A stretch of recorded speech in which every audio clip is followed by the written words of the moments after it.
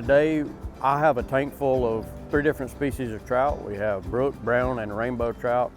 Today, we're going to be bucketing those fish in cooperation with Trout Unlimited to be able to get fish further into the area that we're wanting to stock. This is our delayed harvest area.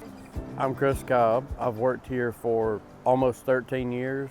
I am a technician with the South Carolina Department of Natural Resources.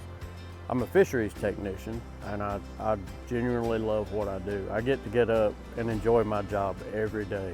We cover a whole gamut of things, but today we'll be focusing on trout. I went to the Walhalla State Fish Hatchery. That's where all these fish came from. It's our only cold water hatchery in the state of South Carolina. We load those 3 species into our trucks, those being brook, brown, and rainbow trout. All of our trout species come from Walhalla State Fish Hatchery.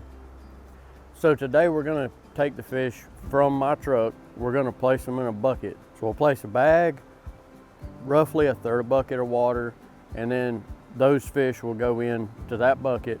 We'll add pure oxygen to the bag. Without the oxygen, the fish can't travel that far. We'll band it with a really tight rubber band, and we'll hand that bucket off to our TU guys, and they graciously come help us do this.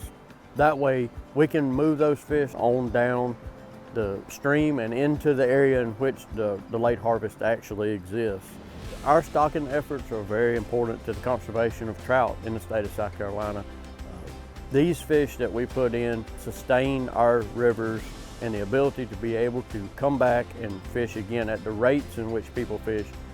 The rivers can't sustain themselves, so we're supplementally stocking with those fish that people are able to come and enjoy for years and years.